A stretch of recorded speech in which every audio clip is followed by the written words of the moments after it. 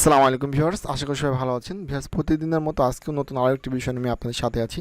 Viewers, আমরা কিন্তু ইতিমধ্যে জব কোর্স নামে একটা কোর্স শুরু করেছি, যেখানে কিন্তু বেশ কিছু ভিডিও আমরা অলরেডি আপলোড করেছি। যারা আগে ভিডিওগুলো দেখেননি, এই ভিডিওর ডেসক্রিপশন থেকে দেখবেন যে জব কোর্স সহ বেশ কয়েকটা প্লে লিস্ট দেওয়া আছে। আপনারা এখান থেকে ভিডিওগুলো দেখে নেবেন, দেখলে আপনারা খুব সহজেই কম্পিউটার শিখতে পারবেন এবং যে কোনো জবের জন্য ট্রাই করতে পারবেন। তো ভিউয়ার্স, আমরা কথা না বলে সরাসরি চলে আসবো মাইক্রোসফট অফিস ওয়ার্ডে, যেহেতু আমরা ওয়ার্ডে কাজ শিখছিলাম।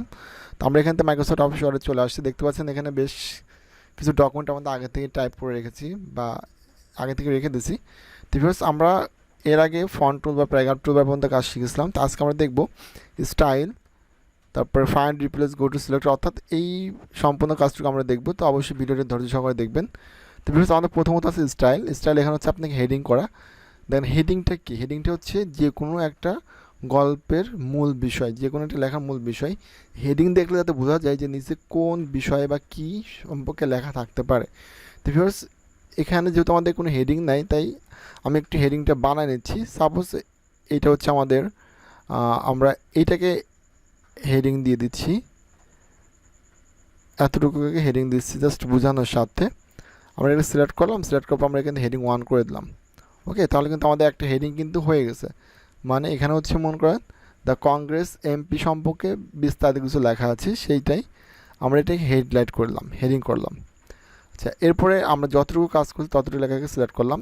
হেডিংয়ের কাজে এতটুকু, আপনি এখানে হেডিং 2, 3, 4 করতে পারেন, সমস্যা নেই। এরপর আছে আমাদের চেঞ্জ স্টাইল। চেঞ্জ স্টাইলটা কি? এটা হচ্ছে আপনি এখান থেকে কালার চেঞ্জ করে দেখতে পারবেন। শুধুমাত্র আমাদের হেডিংয়ের কালারটা চেঞ্জ হচ্ছে, আদার্স কোনো কালার কিন্তু চেঞ্জ হচ্ছে না, দেখতে পাচ্ছেন। আচ্ছা, এরপর এখানে ফন্ট আছে। আপনি কিন্তু ফন্টগুলো চেঞ্জ করলে অটোমেটিকলি সব ফন্টে চেঞ্জ হবে। আপনি কিন্তু প্রত্যেকটি ফন্টে ইউজ করতে পারবেন অফিসিয়াল ফন্ট হিসেবে। আচ্ছা, এরপর ফিরে আমরা আমাদের মূল যে বিষয়টা আজকে দেবো সেটা হচ্ছে ফাইন্ড, রিপ্লেস, গো টু, এই কাজগুলো দেখবো। আচ্ছা, ফাইন্ড মানে কি? ফাইন্ড মানে কোনো কিছু খুঁজে বের করা। অর্থাৎ আপনি বেশ কয়েক পেজ ডকুমেন্ট টাইপ করেছেন, এখন এখান থেকে আপনি হয়তো প্রয়োজনীয় কোনো একটা ওয়ার্ড বা কোনো একটা লাইন খুঁজতে চান কিন্তু খুঁজে পাচ্ছেন না, বাট ওই ওয়ার্ড বা লাইনগুলো এই ডকুমেন্টের মধ্যে আছে। সেক্ষেত্রে আপনি কী করবেন?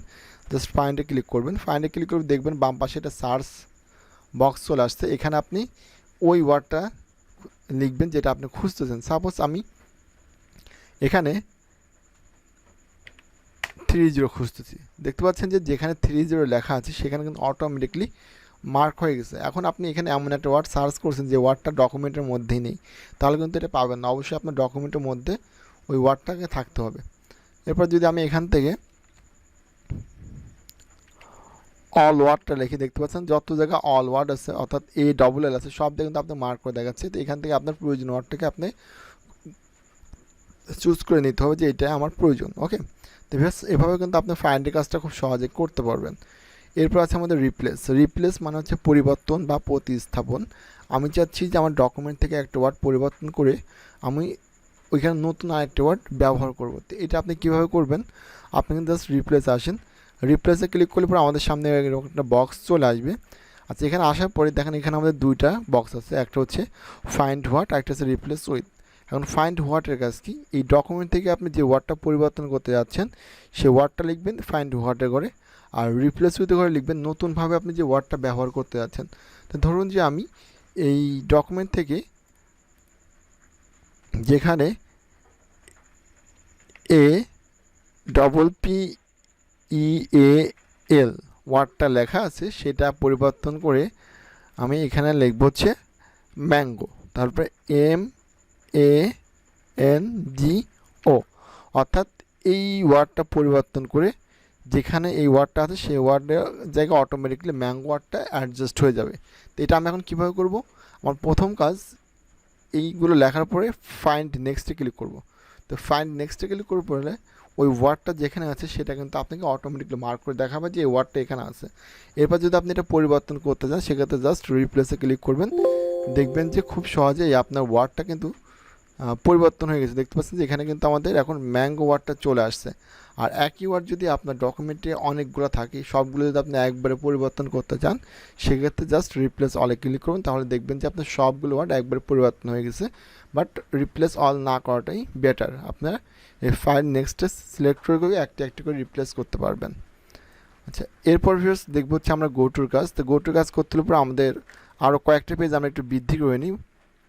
ওকে ভিউয়ার্স, এরকমভাবে আপনি কাজ করতে হবে। দেখা যাচ্ছে আপনি 20 নম্বর পেজ বা 30 নম্বর পেজে আছেন, এখন আপনি চাচ্ছেন যে খুব সহজেই 1 নম্বর পেজে ফেরত আসবেন। তাহলে আপনি কি করবেন, জাস্ট আপনি এখান থেকে গো টুতে ক্লিক করবেন। গো টুতে আসার পরে দেখেন এখানে আমাদের কিন্তু বেশ কিছু অপশন দিচ্ছে। আপনি page, section, line, bookmark, comment, footnote, অনেক বিষয়ে কিন্তু খুব সহজে যেতে পারবেন। তাই প্রথমে পেজটাকে সিলেক্ট করলাম। পেজ সিলেক্ট করবো, এখানে পেজ নাম্বার দেবো 1, দেওয়ার পর গোতে ক্লিক করলাম। দেখতে পাচ্ছেন আমাকে কিন্তু 1 নম্বর পেজে নিয়ে চলে আসছে। আমি এখানে 2 ইউজ করি, তাহলে কিন্তু আমাকে 2 নম্বর পেজে নিয়ে আসবে। ওকে, এরপরে সেকশনটা যেহেতু আমরা কাজ করছি না, আমরা লাইনে কাজ করছি, লাইনে ক্লিক করলাম। এখানে যদি আমি 5 দিই, 5 দেওয়ার পর যখন গো টুতে ক্লিক করে দেখতে পাচ্ছেন যে আমাকে কিন্তু 5 নম্বর লাইন দেখাচ্ছে, অর্থাৎ আমাদের 5 নম্বর লাইনটা এখানে আসবে। আমি যদি এখানে 10 দিই, তাহলে 10 নম্বর লাইনটা যেখানে আসবে সেটা আমাকে দেখাচ্ছে যে এখানে হচ্ছে আমাদের 10 নম্বর লাইনটা আসবে। ওকে, এটা হচ্ছে 10 নম্বর লাইন। আমি যদি এখানে 20 দিই, তাহলে 20 নম্বর লাইন যেখানে আসবে সেখানে কিন্তু আমাদের মার্ক করে দেখাচ্ছে যে এখানে 20 নম্বর লাইন আসবে। তার মানে গোটুর সাহায্যে আমরা নির্দিষ্ট পেজে নির্দিষ্ট লাইনে যেতে পারবো। এরপর দেখেন এখানে আরও কিন্তু বেশ কিছু বিষয় আছে, বুকমার্ক, কমেন্ট, ফুটনোট, অনেক বিষয় দেওয়া আছে। তো যখন আপনি যে বিষয় নিয়ে কাজ করবেন তখন গোটুর সাহায্যে খুব সহজেই বিষয় ফেরত যেতে পারবেন। দেখেন এখানে কিন্তু আমরা একটা হেডিং ইউজ করেছিলাম, হয়তো বা আপনার মনে আছে। তো আমরা হেডিংয়ে যদি যেতে চাই তাহলে হেডিংয়ে ক্লিক করবেন। ক্লিক করার পর এখানে জাস্ট যেহেতু আমরা একটা মাত্র হেডিং ইউজ করছি, আমরা জাস্ট এখানে 1 দিলাম, দেওয়ার পরে আমরা গোটুতে ক্লিক করলাম। দেখতে পাচ্ছেন যে আমাদের 1 নম্বরে হেডিং কিন্তু নিয়ে চলে আসছে। তো এরকমভাবে কিন্তু খুব সহজে আপনি গোটু ব্যবহার করতে পারবেন। এরপর ভিউয়ার্স লাস্ট এখান থেকে যে কাজটা আমরা দেখবো সেটা হচ্ছে সিলেক্ট অল। তো সিলেক্ট অলের কাজ কি, সিলেক্ট অলের কাজ হচ্ছে আপনি যত ডকুমেন্ট টাইপ করেছেন টোটাল সিলেক্ট করা। আর সিলেক্ট অল আপনি কখন করবেন, যখন সম্পূর্ণ ডকুমেন্ট কপি, কাট বা ডিলিট করবেন, সেক্ষেত্রে সিলেক্ট অল ব্যবহার করবেন। তো সিলেক্ট অলে কিবোর্ড শর্টকাট হচ্ছে কন্ট্রোল এ, কিবোর্ড থেকে কন্ট্রোল বাটন চেপে ধরে এই বাটনে চাপ দিলে পরে আপনার টোটাল ডকুমেন্ট সিলেক্ট হয়ে যাবে। তো এই হচ্ছে আজকের আলোচনার বিষয়। তো ভিউয়ার্স, যদি ভিডিওটি আপনার ভালো লেগে থাকে তাহলে অবশ্যই আমাদের ইউটিউব চ্যানেলটিকে সাবস্ক্রাইব করবেন এবং আমাদের ফেসবুক পেজটিকে অবশ্যই ফলো করে রাখবেন এবং নতুন নতুন ভিডিও পেতে চাইলে পরে। ভিউয়ার্স, যদি আপনাদের কোথাও কোনো জায়গায় বুঝতে অসুবিধা হয়ে থাকে তাহলে অবশ্যই আমাদেরকে কমেন্টে জানাবেন। আমরা চেষ্টা করবো আপনাদের সমস্যার সমাধান দেওয়ার জন্য। তো সবাই ভালো থাকবেন, সুস্থ থাকবেন। পরবর্তী দেখা হচ্ছে নতুন কোনো ভিডিও নিয়ে।